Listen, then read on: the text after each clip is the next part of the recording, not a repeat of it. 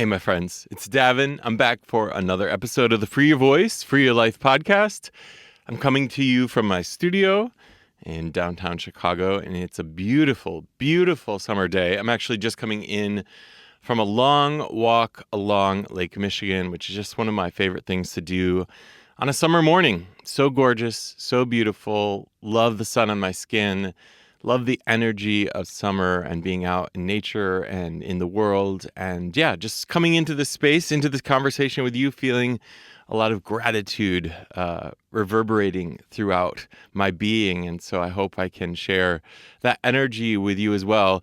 It also strikes me as sort of funny that I often end up having these ideas to record these episodes right before I need to go somewhere.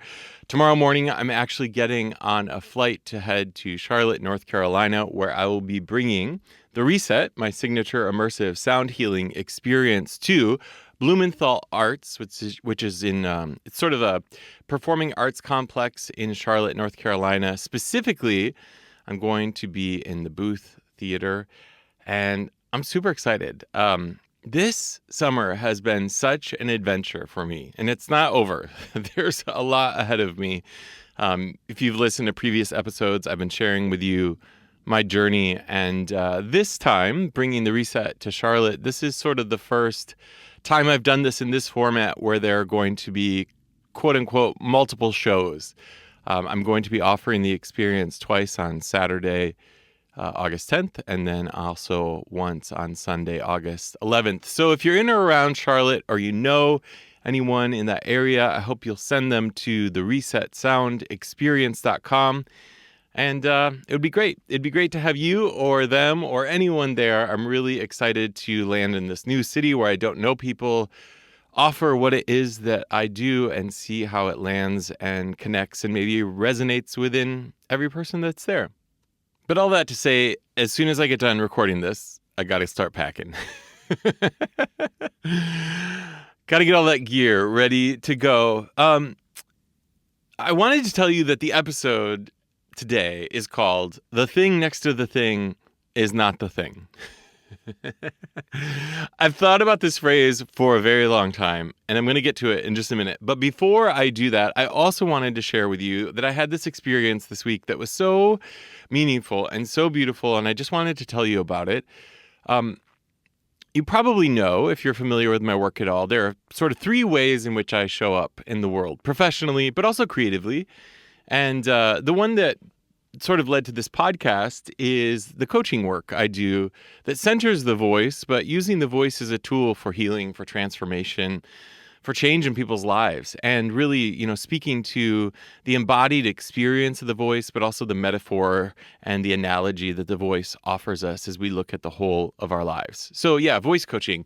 And then also what I just shared with you, the Reset, this way in which I show up is based in the premise of sound as a healing modality, that when people put themselves in the way of sounds that are created with the intention of facilitating change, when someone uses their voice or we use our voice together, we have the capacity to create an environment for healing, for returning back to an awareness of our essential wholeness, our goodness.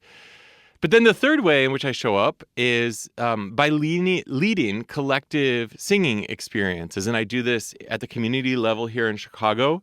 ChicagoCircleSinging.com is a place to check that out. But I also do this on a professional level at corporate events, team building, sales meetings, etc. And this week, I had the opportunity to return to the Federal Reserve Bank with Voxus, VoxusExperience.com, to learn more about that. But Voxus is when I bring improvisational community singing to a corporate environment as a means of fostering deeper connection, first and foremost, but also as a way of experiencing leadership development and professional growth. And I told you back last year in November that I had this opportunity to bring this work to the Koch Theater in Lincoln Center for the World Business Forum, an incredible meeting where I got to bring this work in front of 2,500 people. And as a result of being there, this person who does who's in charge of a leadership academy that is internal to the Federal Reserve Bank. She saw me and she invited me to come twice this year to bring this work to their folks who are on our leadership trajectory. They get invited to come to Chicago, and for a week they engage workshops and meetings that are all about expanding their capacity as leaders so that they can go back to their region or their bank and continue to grow and feel like they're connected to the bigger vision of the Federal Reserve Bank. So anyway, all that to say, I did this in March for the first time, and it blew my mind because I was scared. I didn't know what I was getting into. I caught a glimpse of the room that we were going to be in. It was a pretty standard conference room. The audience, definitely not people that maybe would be prone to sing with their coworkers. I don't know if anyone is, but it blew my mind. It was amazing. Such a positive experience. And then this time I went back. It was a whole different group, but same setup, same scenario, and same experience. I spent 45 minutes in front of this group of about 90 people. And I just was shocked at the open-heartedness that they met me with. It was so life-affirming. And the willingness. And even at one point, I had volunteers up on stage leading their own improvisational singing parts. And so bold, so courageous, so joyful. We laughed, we sang, we danced, we learned.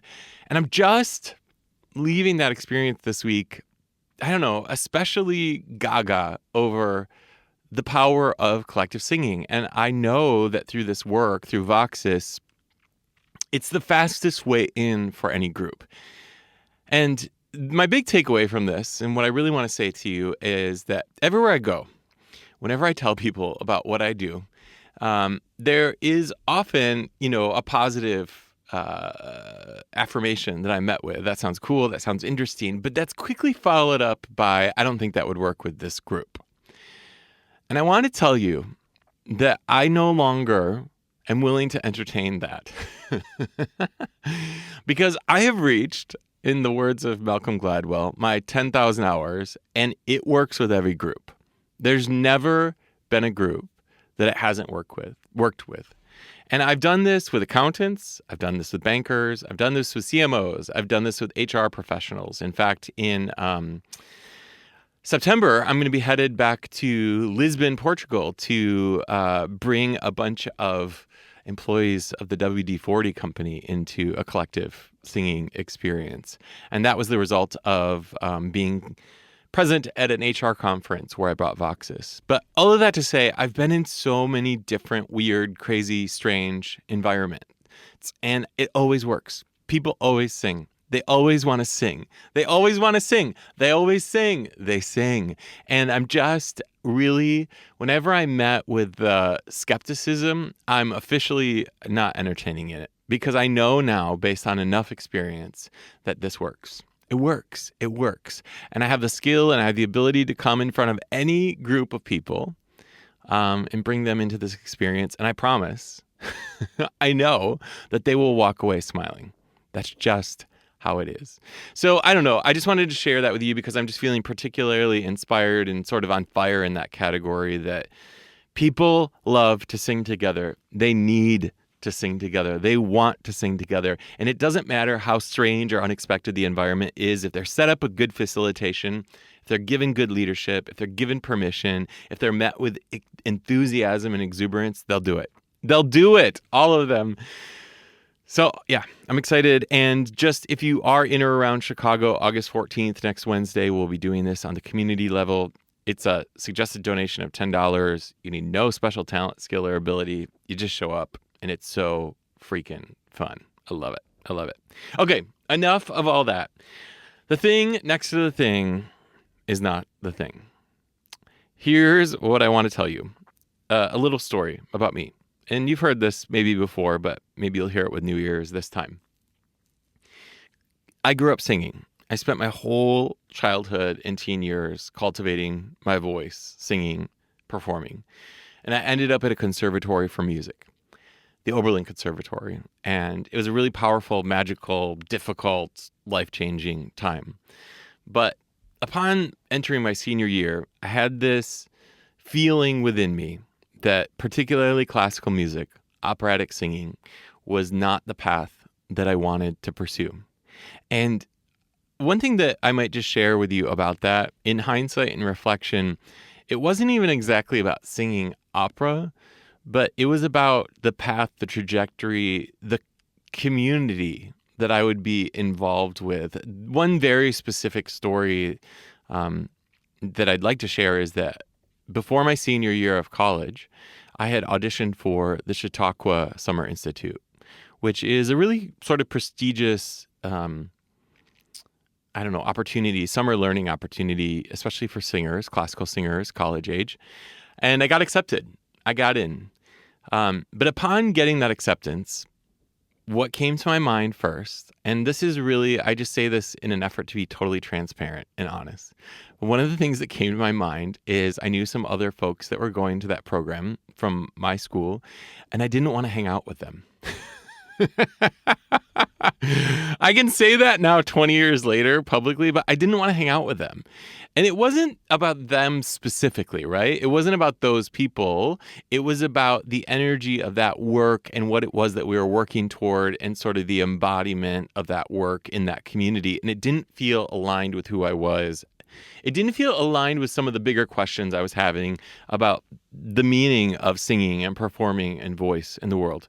So I actually ended up coming to Chicago then and spent a summer doing service work. And it felt like an important turning point for me where I was really looking for the ways in which I could be involved in the world that felt like of service to others and a little bit less self-oriented or self-centered, which is how I felt during much of my college career. It felt sort of insular and competitive and you name it.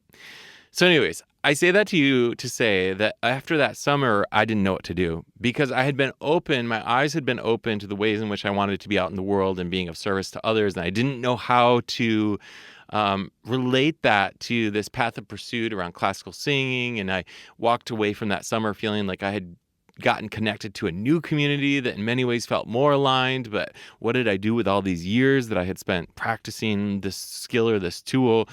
So what did I do? I ended up graduating from college and I moved to Chicago and I thought I would work in an office. And specifically, I thought to myself, I'll do arts administration because it felt like the closest thing that I could do that was next to the thing that I didn't know how to do or that I no longer wanted to do. So you've heard me say before that my very first job out of college was at Ravinia. And the fun part about that is that this summer I had the opportunity to go back and perform there. So in some ways, that is very much part of the inspiration for the message that I want to share with you here. But when I got to Ravinia and when I started to do that work there, it was such a big learning experience in my life because I became keenly aware quickly that being next to the stage, working next to the stage, carried with it its own sort of pain, its own sort of frustration. Because simply put, I wanted to be on the stage. I had always aspired to be on the stage. I had, ever since I was a small child, wanted to do that thing. And here I had pulled myself away from it and thought that maybe there would be some satisfaction and doing the thing next to the thing. But it turns out that I realized very quickly that the thing next to the thing, it was not the thing. And so I share this personal story with you because I see this happen so often. I see that people put themselves in close proximity to the thing that they want to do because they don't believe that they can do the thing that they want to do. So they just try to put themselves next to it. They engage the thing next to the thing, or the thing around the thing, or the thing beside the thing above the thing below the thing. You know, if you go to an administrative lineup at any performance venue, the bulk of the administrators have a background in performance, have a background in creativity. If you go to a museum and you interview the staff there, many of them have a history in art making. If you go to, any sort of creative professional world, you will find that the people making it happen are people that are creators themselves. And so I want to share this message with you with a couple of really clear caveats. I'm not saying anything that I'm saying minimizing the path that we all need to go on to get where it is that we want to go. Sometimes being and doing the thing next to the thing is an important way to realize how to get to the thing. So this is not a criticism or a fault. And sometimes people can find themselves in the thing next to the thing, and they are